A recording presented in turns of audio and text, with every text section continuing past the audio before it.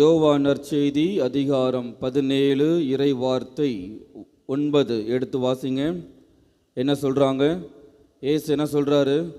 யோவான் நற்செய்தி 17:9 என்ன சொல்கிறாங்க? அவர்களுக்காக நான் வேண்டுகிறேன். யாருக்காக? அவர்களுக்காக நான் வேண்டுகிறேன். யாருக்காக வேண்டுகிறார்? அப்படி வாசிங்கம்மா. உலகிற்காக அல்ல, இந்த உலகத்தில் இருக்கக்கூடியவர்களுக்காக அல்ல, மாறாக நீர் என்னிடம்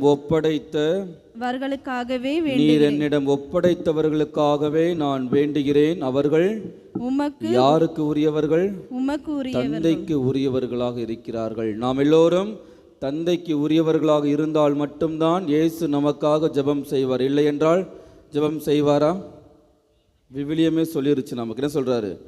நான் அவர்களுக்காக வேண்டுகிறேன். யார் அவர்கள்?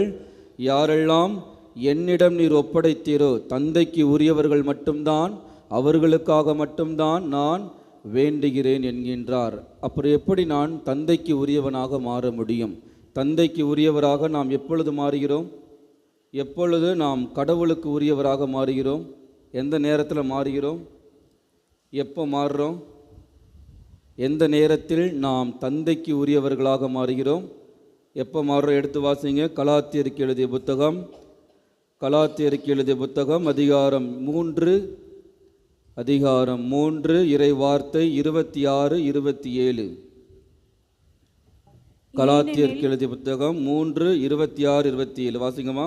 ஏனெனில் இயேசு கிறிஸ்துவின் மீது கொண்டுள்ள நம்பிக்கையால் நீங்கள் அனைவரும் கடவுளின் மக்களாய் இருக்கிறீர்கள். யாருடைய மக்களாக இருக்கிறீர்கள்? கடவுளுடைய மக்களாக இருக்கிறீர்கள். அதோடு மட்டுமல்லாமல் அடுத்த வாசிங்க, 27 வாசிங்க. அவ்வாறு எனில் கிறிஸ்துவோடு இணைந்திருக்கும்படி திருமுழுக்கு பெற்றுள்ள நீங்கள் அனைவரும் கிறிஸ்துவை அணிந்து கொண்டிருக்கிறீர்கள். அப்பொழுது என்றால் என்ன அர்த்தம்?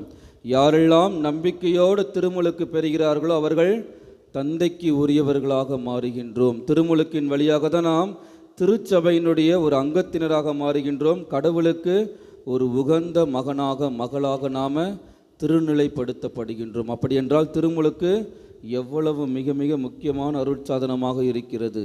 திருமுழுக்கின் வழியாக தான் நாம் கடவுளுடைய மக்களாக மாறுகின்றோம். அன்னை மரியாளை நாம் கொண்டாடி கொண்டிருக்கின்றோம். அன்னை மரியாள் எப்படி கடவுளுக்கு உகந்தவர்களாக இருந்தார்கள்? என்ன பண்ணாங்க? அவர்கள் செய்த 3 முக்கியமான விஷயங்கள். 1, கீழ்ப்படிதல். ஆம் என்ற ஒரே ஒரு வார்த்தையினால் தன்னை முழுமையாக அர்ப்பணித்தார்கள். கீழ்ப்படிதல். அதனால தான் சாமுவேல் புத்தகம் எடுங்கம்மா.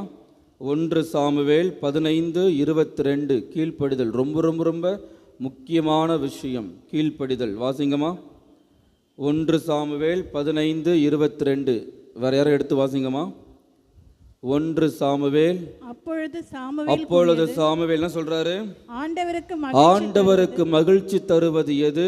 எரிபலிகள் பிற பலிகள் செலுத்துவது அல்ல, அவரது குரலுக்கு கீழ்ப்படிவதா.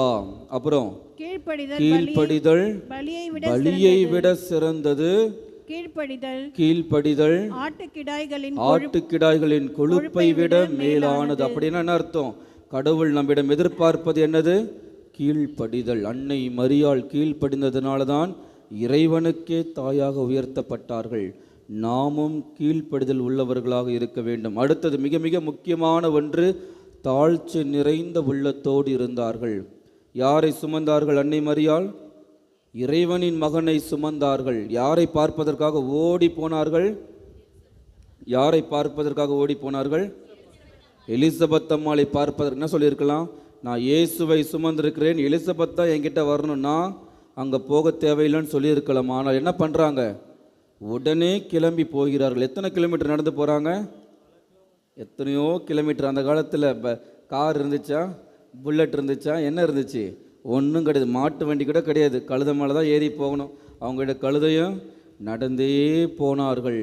அதுதான் தாழ்ச்சியின் அடையாளமாக இருக்கிறது. கீழ்ப்படிதல், தாழ்ச்சி. இது 2 மிக மிக முக்கியமான ஒன்று. இந்த காலத்தில் தாழ்ச்சி இருக்குது நமக்கு. பசங்க அப்போ தான் 12th முடிச்சுட்டு ஸ்டெல்லா மரிஸ்லையோ லயோலா காலேஜில் அப்ளிகேஷன் போட்டிருப்பாங்க. அதுக்குள்ளே என்ன பண்ணுவாங்க? உனக்கு ஒன்றும் தெரியாது, நான் சொல்கிறத நீ கேளுன்னு சொல்கிறாங்களே இல்லையா பசங்க? சொல்கிறாங்களே இல்லையா? எனவே தாழ்ச்சி நிறைந்த உள்ளத்தோடு நாம் இருக்கிறோமா சிந்தித்து பார்க்க வேண்டும். மூன்றாவது மிக மிக முக்கியமான ஒன்று, அன்னை மரியாள் ஆண்டவர் மீது முழுமையான நம்பிக்கை வைத்திருந்தார்கள்.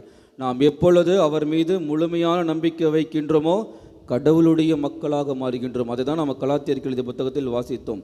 எப்பொழுது நாம் கீழ்ப்படிதலோடு தாழ்ச்சி நிறைந்த உள்ளத்தோடு ஆண்டவர் மீது முழுமையான நம்பிக்கை வைத்திருக்கின்றோமோ அவருக்கு உகந்தவர்களாக மாறுவோம். அப்பொழுதுதான் நம்முடைய மன்றாட்டுக்கள், நம்முடைய வேண்டுதல்கள் எல்லாமே நிறைவேறும். எனவே தாழ்ச்சி நிறைந்த உள்ளத்தோடு ஆண்டவரை தேடி அவருடைய சன்னதியில் நாம் சரணடைய வேண்டி இத்திருப்பலியில் நாம் பக்தியோடு மன்றாடுவோம்.